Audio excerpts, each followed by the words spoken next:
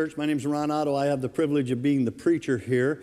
This afternoon, following the last service, there's a luncheon. It's a potluck, and you're welcome to come back and be a part of that. But we're going to hear more information about Julia Gazzardo's trip and also Caitlin Gowan's trip. Two of our young ladies who committed their life to go serve overseas. And oh my goodness, going to the Jordan, Middle East, that's just so phenomenal, and we're so proud of you, and Caitlin as well too. And so if you'd like to come back and be a part of that, we'd love to have you. So quick health update. By the way, if you weren't here the last few weeks, I had a little heart issue. I had to go in, and AFib issue, and I had the procedure. It went fine. It's not 100%. I still have a little bit of AFib, but the big episodes have ended. And what a humbling experience that was, but I did great. Your prayers meant so much, because literally I was fearless, went through the whole procedure. I was pleasant with everyone. That was a big prayer of mine. I just wanted to be such a good patient, and I was. And I'm going to tell this because the pennies are sitting in here today. So you go into this room, and it's ice cold, and there's all these techs and doctors everywhere, and all you have is a gown, a hospital gown. And I barely got up on the table, and they started unbuttoning things and pulling things down. I'm like, whoa, and they're putting all these patches on you, and all of a sudden, in the midst of all of this, and I'm like, the only thing going for me right now is that I know nobody in here. This woman stepped up, and with a mask on and a hairnet thing on, I could see she had this big smile, and she said, "Hi, Ron," and I went, "No." And she goes, "Yeah, I'm the daughter of Jim and Becky Penny," and I'm like, "You have to leave right now. You are not allowed to be in here." Anyway, so besides that, humility, the procedure went fine. I got home. Everything went great. The minute I got home, I was barely home. Doorbell rings. I don't think the young people expected me, but two of our teenagers were standing at the door, and Hattie Rowland had made me a dozen chocolate cupcakes with fudge frosting. There's none left anymore. They're gone. And then the next day, Lindy Manuel showed up, and she had, straight from the oven, still warm, blueberry pecan coffee cake. It's gone. And then for dinner that night, the Zimmers showed up, and they brought me cheesy potatoes and smoked meatloaf. I like meat. I've never had it smoked before, and it was unbelievable. And I just love you guys so much because you're so my people. Because let me explain. Who else would show up with 2 pounds of red meat for a guy who has a heart issue other than my people? And I devoured it, man. It's like, you bet. You know me. It's gone. And then while I was in the hospital overnight, two of our staff, two of the guys I get to work with, Chuck and Zach, showed up, and they had a little gift bag. And when I opened it, what was inside was a photo of themselves.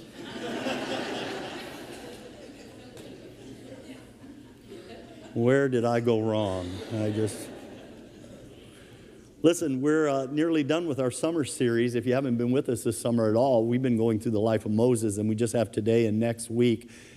Next week, the whole message is where Moses dies on Mount Nebo. It's a view from Mount Nebo, which is exactly where you sent a video to us from. Julia was actually up there and got to stand on top of that mountain, and you can see right into what God called the Promised Land. We'll talk about that next week. Last week, we had the 10 Commandments, by the way. The 10 Commandments, wow. Let me just talk about the 10 Commandments for just a moment. The first 10 Commandments, because the commandments are under attack right now, and you're hearing about it in the news again because there's a governor out there who would like to have these posted in schools. Kids don't have to look at them, but he just believes in the system of morality that they proclaim. The first 4 have to do with our relationship to God. So that's why God says, hey, don't have any other gods before me, no idols or graven images. Do not take the Lord's name in vain. Isn't that so curious that when we're cursing, we say Jesus Christ or God? why would we use that name? Because God said don't. You know, there's a lot worse names out there. You know, nobody says, oh, Hitler, or, you know, it would be better. Now I know I got teenagers who are going to start doing that. But anyway, it's the Lord's name that we take in vain, and that's one of the commandments, not to do that. And then finally, to remember the Sabbath and keep it holy, to protect your day of worship. But then the next 6 have to do with our relationship to one another. And as you look at that, honor your father and mother, do not murder, do not commit adultery, do not steal, do not lie, do not covet. Do you, inside your heart right now, you know that that would work to better any society in this world? Any place in the world, if they were to adopt those 6 commandments, things would get so much better in their society. And the reason you know that's true is because you and I are made in the image of God. We're made in His image. And what He loves and hates, you can feel that inside of you. And you look at that list and you go, yeah, there's no question about it. God would hate murder. God would hate us lying to one another or coveting somebody else's stuff or wives or anything like, yeah. And everything inside you tells you that these are true. Well, believe it or not, that very first commandment, everything kind of follows behind that. No other gods before me. Oh, by the way, our relationship to God and our relationship to others. Do you know when Jesus was asked, what is the greatest of the commandments? Jesus actually gave the answer too. He said, to love God with all of your heart, soul, mind, and strength, and to love others as yourself. Jesus summed all this up with just 2 commandments for you and I. Love God, love others. But we have gotten away from these things. God later on adds to that first commandment in Exodus 34. He puts this in there. You shall worship no other God, for the Lord, whose name is jealous, capital J, is a jealous God. Isn't that interesting? God says, I'm not going to share your affection with anybody. Now, why is that important? Because today, in between the 10 commandments and in between Moses dying, guess what happens today? It's the story of the golden calf. And you might know some pieces of the story of the golden calf. You might not. This is a moment of Israel's great failure. They're going to break the commandments pretty quick. And it's so shocking that they'll do it. It's just unthinkable that they will create and worship an idol made of gold. What a slap in the face of God after everything He's done. As the 10 commandments of God, oh, I didn't tell you this, by the way.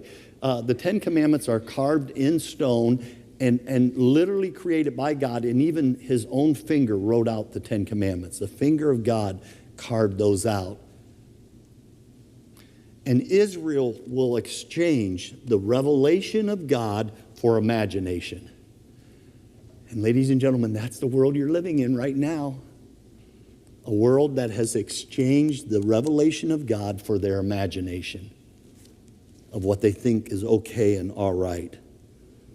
Well, let me jump into this story. I'm going to be jumping around a little bit, but just so you get the basic idea. Exodus 32, I'm going to start reading with verse 1. So when the people saw that Moses was so long in coming down the mountain, they gathered around Aaron and said, come, make us gods who will go before us. As for this fellow Moses, we do not know what happened to him. Moses was up on the mountaintop for a long time. Granted, he's getting all the commandments of God and everything about future tabernacle, all kinds of stuff he's getting. It's not that they became impatient with Moses. They're actually becoming impatient with God, waiting for God to finish. All right? But they're asking Aaron to make us a god.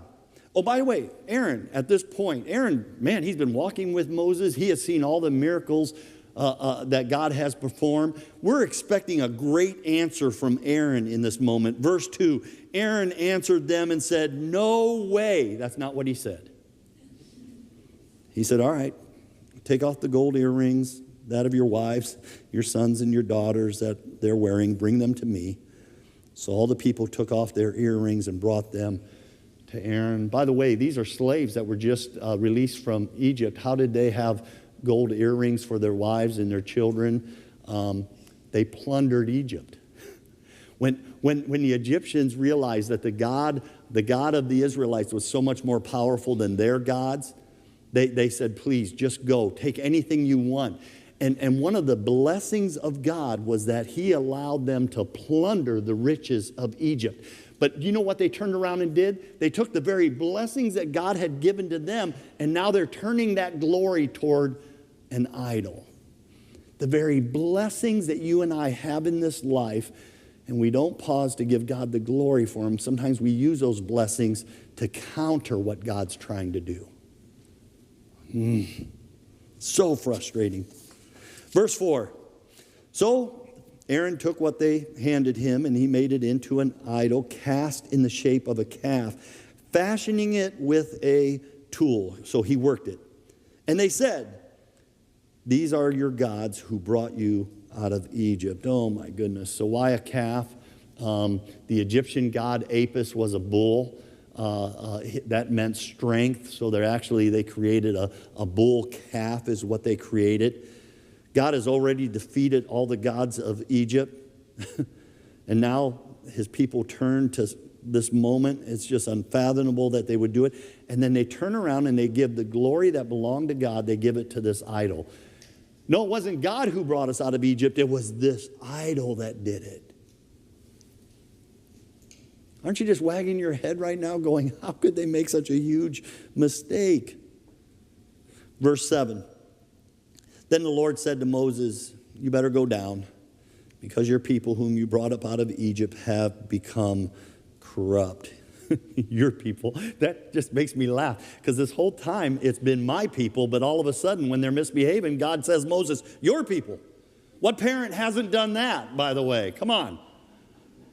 You know, I walk in and your daughter, your son, my family all grew up with your father, but anyway, walked in and just, I've been criticized before for calling you my people. Yeah. Hey, don't say my people, they're God's people. I understand that. But I got a heart for you. I feel responsible for you. And sometimes you act like me. I'm wearing a Harley shirt today, all right? It's got Harley wings on the back, okay? Wow, thanks. And one of our gals, Judy, walked by me, and she grabbed my arm and she said, those are the only wings you'll ever get. Judy, I love you. That is one of the best burns I've ever had. My people, you know. It's not a misprint, by the way, and God did not misspeak. In this moment, Israel's not his people. In this moment of turning their heart to a foreign god, to an idol, they kind of stopped being his people. So God was right. Your people are becoming corrupt. The reason God says it this way, he wants Moses to go down and bring them back. That's what he wants. It's what this church exists for, is to bring people back to God. God, family, others are priorities here, but to make sure that you walk with God is our number one priority. Some of you are in here today, I don't know what you're waiting for, but God would love to bring you back into a good relationship with him. Verse 19. When Moses approached the camp and he saw the calf and the dancing, his anger burned. He threw the tablets out of his hand, breaking them to pieces at the foot of the mountain. Okay, well, they're mimicking Egyptian pagan worship is what they're doing, and that would have been sacrificing to the idol. That would have been drunken dancing. It probably would have been sexual immorality also. Moses walks down into camp and he sees all of this going on right in front of him. His anger burned inside of him. Sometimes it's what we call righteous anger. It's not an anger that allows us to lash out, but there is an anger living in this world. Don't you feel that sometimes when you see how things unfold?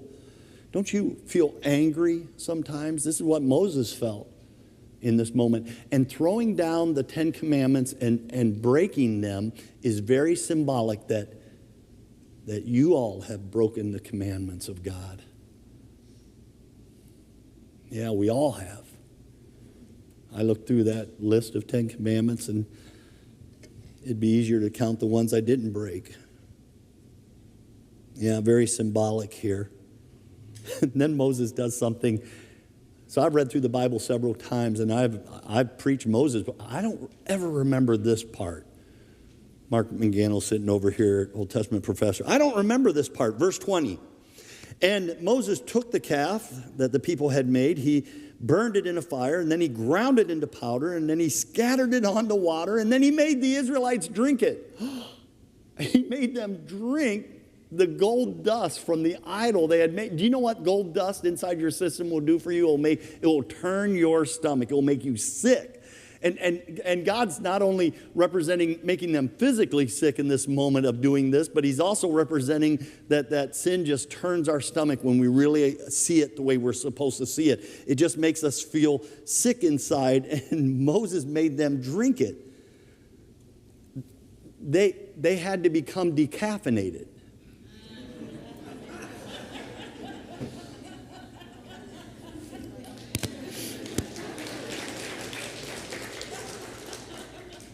Yeah, I'm going to take that. I deserve that one. That was so.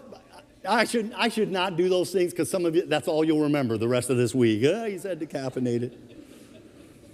Some of you still don't get it. That's all right. Moses then turns to Aaron. How did you let this happen? How did you commit this sin? And Aaron's answer is so lame. It's just so lame. It's, well, they brought me their earrings, I threw it in a fire, and this calf came out.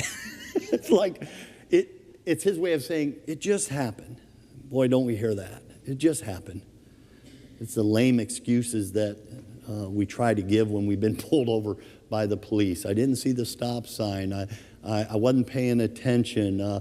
Other people were speeding too.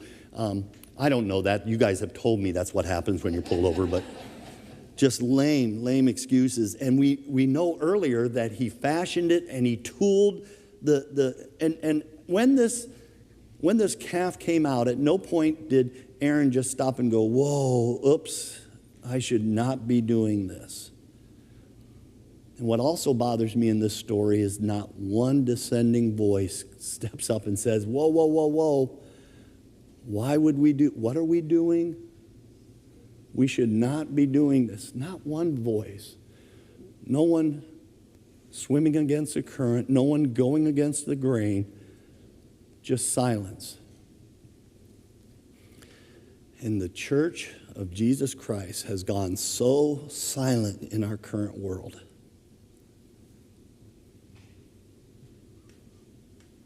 That just the unbelievable things, the most sacred thing for Christians, one of the most sacred things for Christians all over the world is this communion table. And we saw it mocked. We saw it mocked in France in the opening games. Then it was denied. That's not what it was. And then people who participated in it came out on their Facebooks and said it absolutely was, to put it in the face of the Christians. And no one in France said, whoa, maybe we shouldn't do this.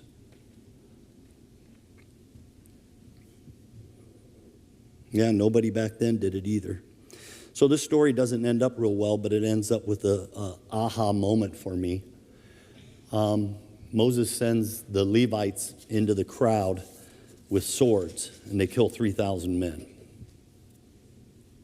I suspect the 3,000 men were all part of the great voices who were demanding an idol. That's what I suspect. But here's the aha moment. On the very day the law of God came down from the mountain, 3,000 men died.